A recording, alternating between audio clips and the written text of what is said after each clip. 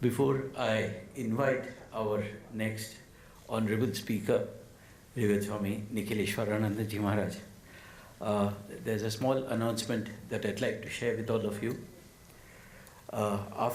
Immediately after Swamiji's talk, we are moving on to the main session of today's program, where Honorable Governor of Maharashtra will be the chief guest. We may have to abruptly stop in between in case they arrive early, and also I'd request all the Swamijis who would be chanting the Vedic mantras to be ready, so that after the national anthem you may kindly come on the dais for the chanting. I offer my humble pranams to Vivet Swami Nikhileshwarananda Ji Maharaj, Adhyaksh Ramakrishna Ashram Rajkot, and invite him to please speak on the topic Swami Vivekananda, the inspirer of freedom fighters. Vivet Swami Nikhileshwarananda Ji Maharaj, please. Pranam.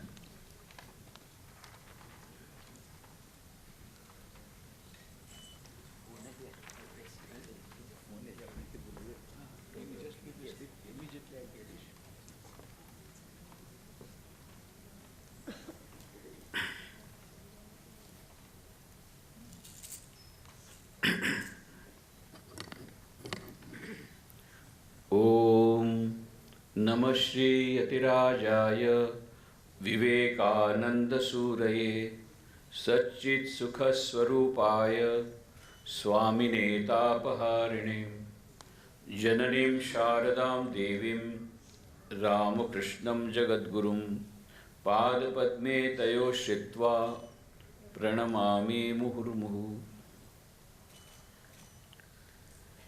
मंच पर उपस्थित पूज्य स्वामी सर्वलोकानंद जी महाराज, पूज्य स्वामी सत्यदेवानंद जी महाराज, प्रिय भाई स्वामी शांतात्मानंद जी, प्रिय भाई स्वामी सत्येशानंद जी, उपस्थित सन्यासी वृंद, उपस्थित माताओं, बहनों एवं भाइयों, अभी अभी हमने स्वामी शांतात्मानंद जी महाराज से बहुत सुंदर प्रवचन सुना कि स्वामी विवेकानंद का भारत की स्वाधीनता में उनकी क्या भूमिका थी, और उन्हें बहुत अच्छी तरह बताया कि स्वामी विवेकानंद जी ने केवल राजनीतिक स्वाधीनता की बात नहीं की थी, और उन्होंने जिस स्वाधीनता की बात की थी वो अभी भी हमें नहीं मिली है, परंतु जो राजनीतिक स्वाधीनता मिली उसमें भी उनका एक बहुत बड़ा योगदान था, परोक्ष रूप से। इनकी भी बात कही और कहा कि उनकी जो देशभक्ति का उनके मन में प्रादुर्भाव होता है जब वे स्वामी सारे भारत की परिक्रमा कर रहे थे। उसके बाद में कन्याकुमारी के शिलाखंड पर बैठ करके उन्होंने ध्यान किया था, भारत की जो दुर्दशा उन्होंने देखी थी उस पर, भारत के सुनहरे अतीत पर और भारत के सुनहरे भविष्य पर प्लान उन्होंने किया, योजना बनाई, और फिर समुद्र पार होकर के वे अमेरिका जाते हैं। शिकागो विश्व धर्म सभा में जो उन्होंने भाषण दिया, ऐतिहासिक भाषण, जिसके बारे में हम सभी जानते हैं, अभी 9/11 के नाम से उसको पुकारा जाता है। 9/11 से सभी लोग परिचित हैं, पर 9/11 से सब लोग यही समझते हैं कि 9/11 को मतलब 11 सितंबर 2001 को वह जो वर्ल्ड टावर था, ट्रेड सेंटर्स, वो ट्विन टावर्स, उनका डिस्ट्रक्शन हुआ। परंतु दूसरा 9/11 उसके ठीक 108 साल पहले हुआ था, जिसमें जो स्वामी विवेकानंद जी बातें कही थी, सर्वधर्म समन्वय की बातें, वो उस समय सुन लेते तो ये 9/11 नहीं होता।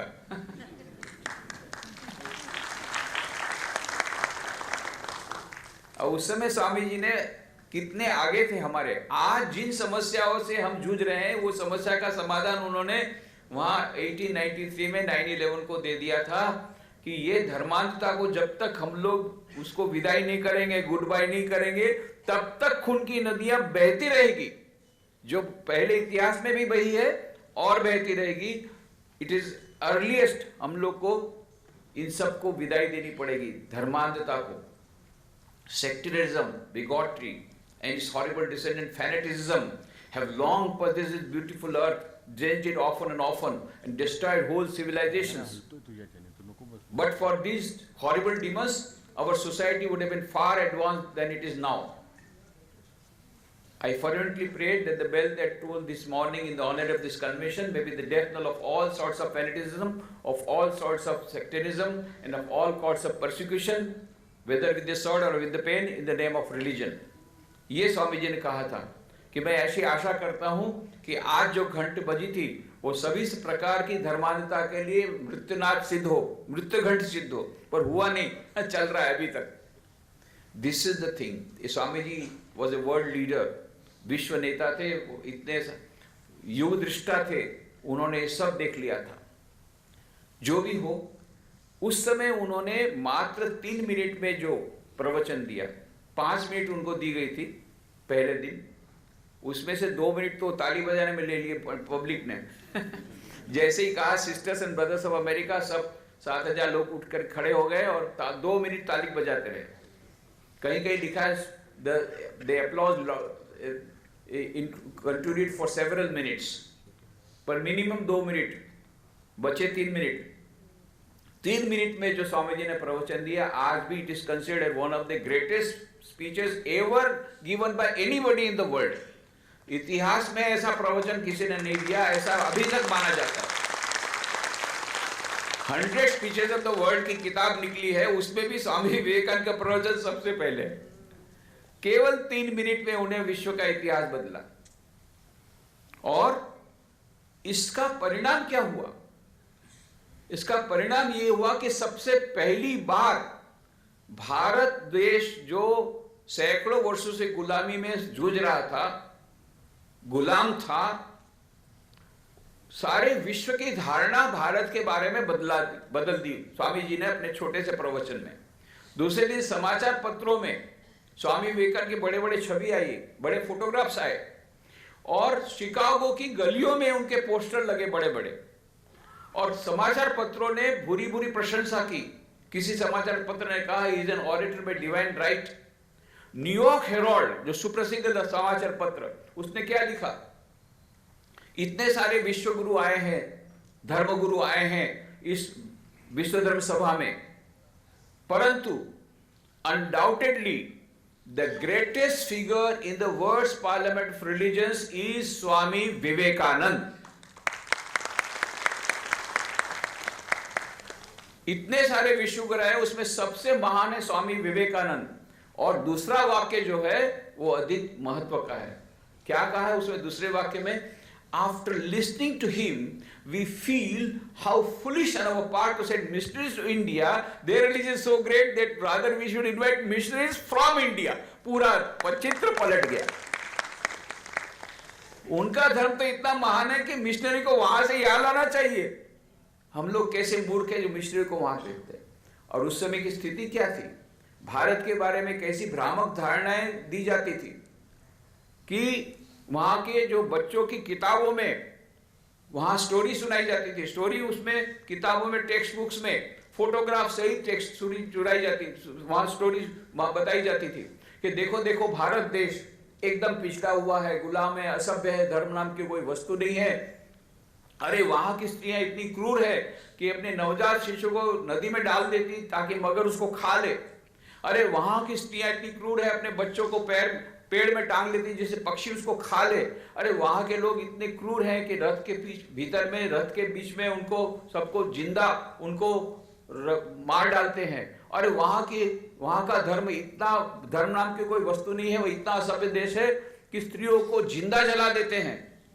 ऐसी ऐसी भ्रामक धारणाएं जानबूझकर बच्चों की टेक्स्ट बुक में दी जाती थी। मेरी लुई बर्क ने रिसर्च की है, 6 वॉल्यूम में है, Swami Vivekananda waste new discoveries.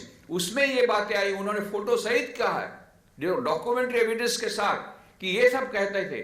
और इसलिए ये पूरे देश में, अमेरिका में, सभी यूरोप के देशों में यही धारणा थी कि भारत अत्यंत पिछड़ा हुआ देश है, संस्कृति नाम की कोई वस्तु नहीं है, वहां पर सिविलाइजेशन नाम की कोई वस्तु नहीं है, धर्म नाम की कोई वस्तु नहीं है, असभ्य है, धर्म नाम की कोई वस्तु नहीं है, और गुलाम तो था ही।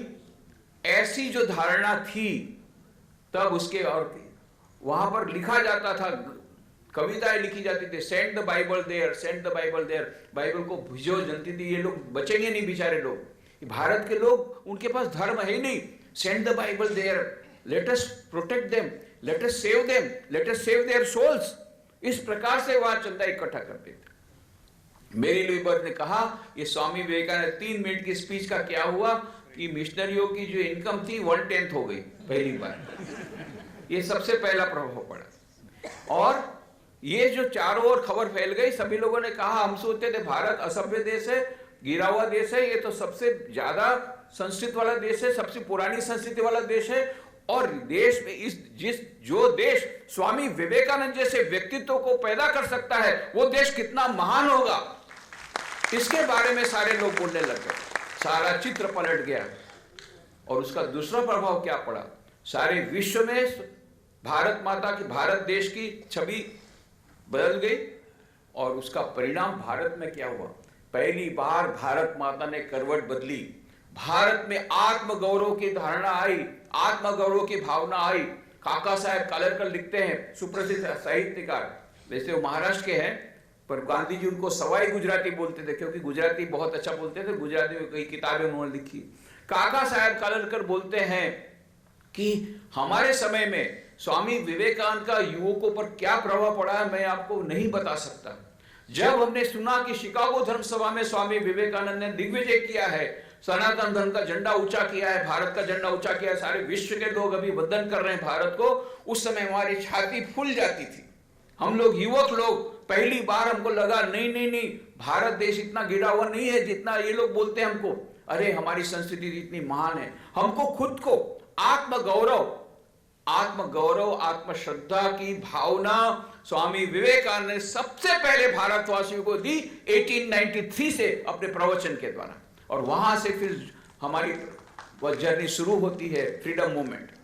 वहां से फ्रीडम मूवमेंट शुरू होती है, आत्मगौरव की भावना आती है। और यहां पर कुछ युवक लोग बोलते हैं कि नहीं, हमको भारत, हम लोग इतने पिछड़े हुए नहीं जितना ये लोग बोलते हैं, हमारे यहाँ भी हमारी संस्कृति महान है। और फिर धीरे धीरे आत्मगौरव की, आत्मश्रद्धा की भावना परिवर्तित होती है क्रांतिकार आंदोलन के रूप में।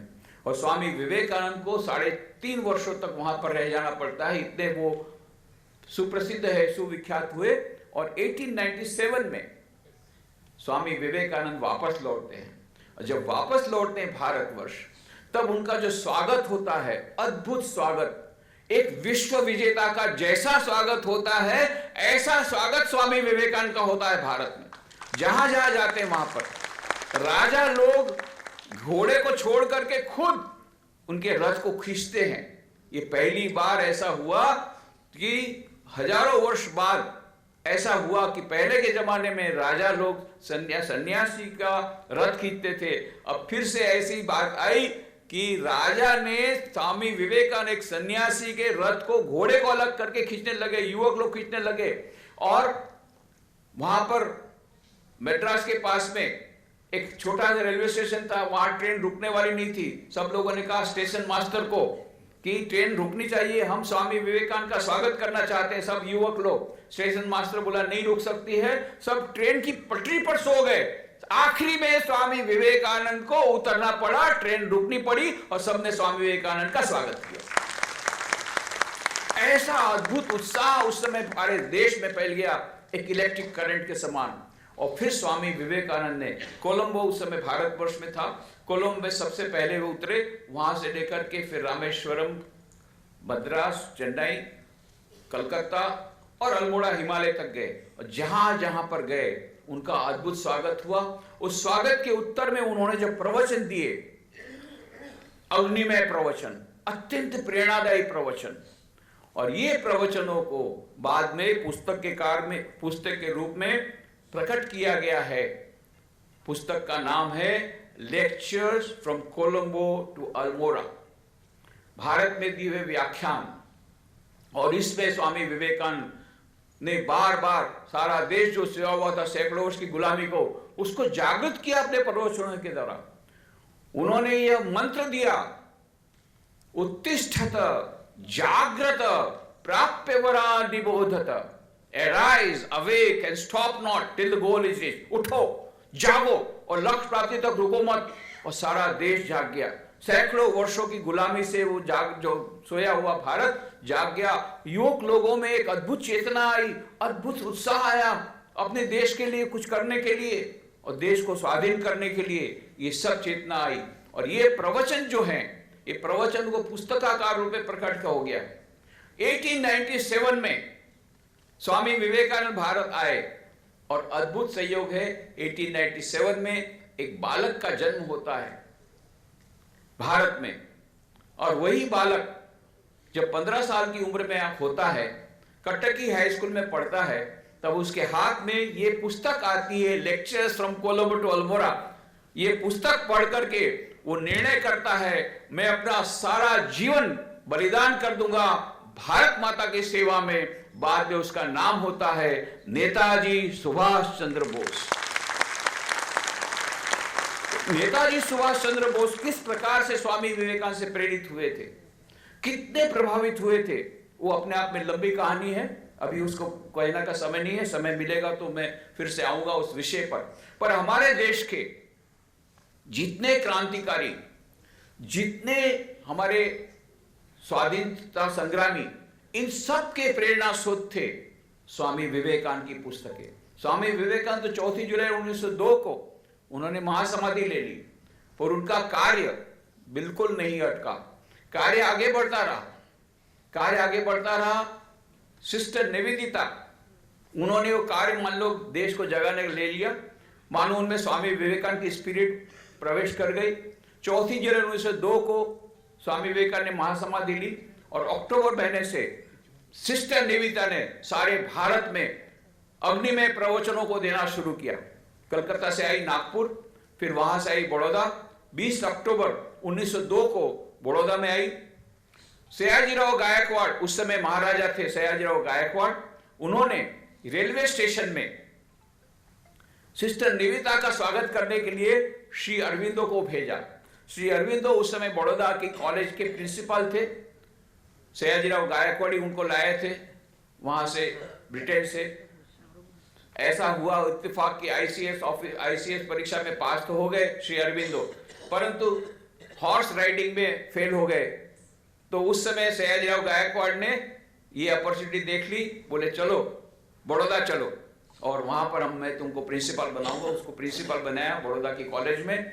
ये श्री अरविंदो गए वहां पर सिस्टर निवेदिता को रेलवे स्टेशन में उनको रिसीव करने, और अपनी डायरी में लिखते हैं सिस्टर निवेदिता के बारे में, बोलते हैं I received sister Nivedita at the railway station, Baroda railway station, and we talk nothing but politics.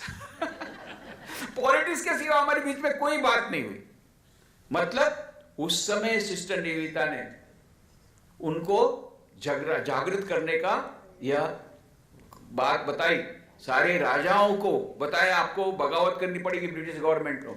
और इसीलिए जब डिनर में उन्होंने सयाजीराव गायकवाड़ को बात कर दी तो सयाजीराव गायकवाड़ राजी नहीं हुए ब्रिटिश गवर्नमेंट के अगेंस्ट जाने में।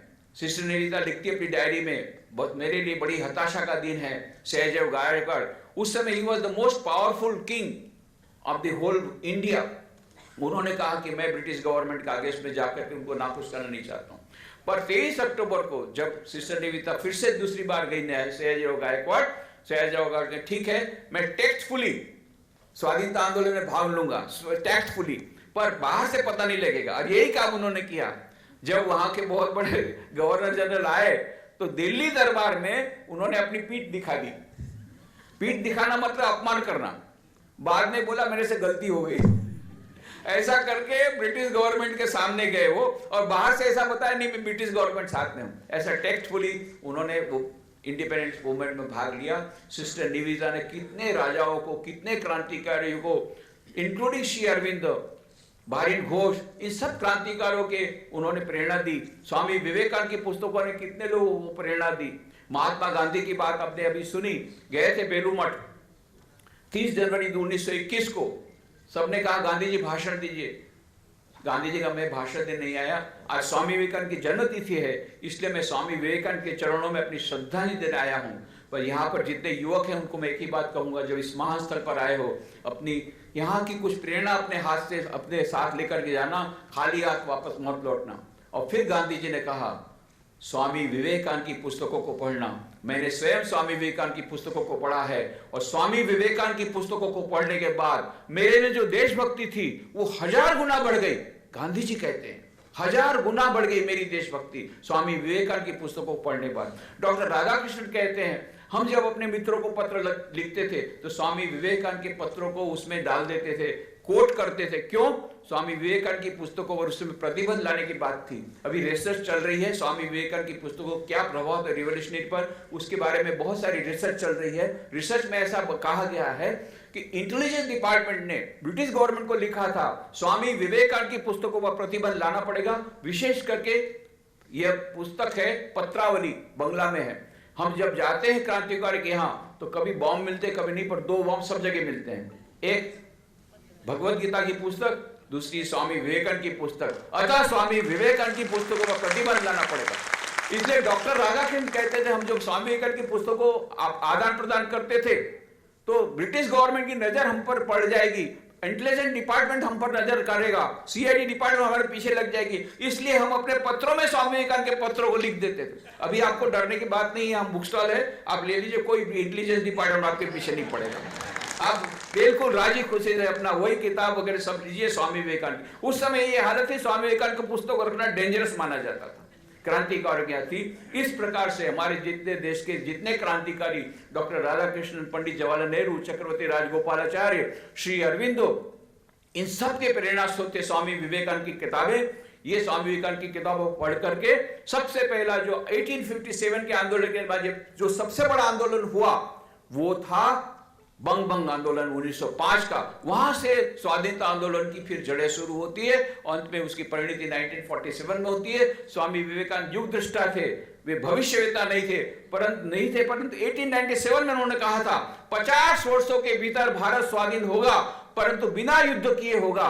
तब किसी ने सोचा भी नहीं था बिना युद्ध के कोई देश स्वाधीन हो सकता है। गांधी जी तो 1915 में आए, पर सचमुच में बिना युद्ध किए भारत स्वाधीन हुआ ठीक 50 वर्षों बाद 1947 में। आज उसके 75 वर्ष जब हुए हैं तो स्वामी विवेकानंद का जो प्रदान है क्रांतिकारियों को प्रेरित करने में, स्वाधीनता संग्राम प्रेरित करने में, उसके ऊपर अभी भी रिसर्च चल रही है, बहुत और रिसर्च होना बाकी है। पर अभी हम लोग समझ नहीं पाए हैं कि स्वामी विवेकानंद नहीं होते, राजगोपालाचार्य हमारे फर्स्ट भारत के गवर्नर जनरल कहते हैं यदि स्वामी विवेकानंद नहीं होते भारत स्वाधीन नहीं होता और हिंदू धर्म नाम की कोई वस्तु पृथ्वी पर नहीं रह जाती। स्वामी विवेकानंद ने हिंदू धर्म को बचाया है, स्वामी विवेकानंद ने भारत को स्वाधीन किया। ये Chakravarti Rajagopalachari first general governor general बोलते हैं। इसलिए आज जब हम लोग आजादी का अमृत महोत्सव मना रहे हैं, रामकृष्ण मिशन की 125वीं जयंती मना रहे हैं, स्वामी विवेकानंद के चरणों में हम प्रार्थना करें, स्वामी विवेकानंद को कहें कि स्वामी जी आपने इतना सारा मैसेज संदेश दिया है, परंतु हम लोग अभी तक उस संदेश को न तो समझ पाए न उस पर हम कुछ कार्य कर पाए हैं। थोड़ा सा ही कार्य किया, उसे से इतना ज्यादा हो गया, तो ज्यादा कार्य करेंगे तो क्या हो जाएगा। स्वामी विवेकानंद के चरणों में ये प्रार्थना करते हुए कि उनकी पुस्तकों को पढ़ करके आत्मसात करके उनका आशीर्वाद हमको मिले और उनका जो सपनों का भारत, स्वामी जी ने कहा था भारत इतना महान बनेगा कि उसकी प्राचीन महिमा म्लान हो जाएगी। ऐसा भारत सपनों, स्वामी विवेकानंद सपनों का भारत करने में, उसको आगे बढ़ाने में हम अपना यत्किंचित योगदान दे सके, ऐसी शक्ति स्वामी विवेकानंद हमको दे, ऐसी उनके चरणों में प्रार्थना करते हुए आप सबके भीतर में जो दिव्य चेतना विराजमान है उसको प्रणाम करते हुए मेरी वाणी को विराम देता हूं। धन्यवाद।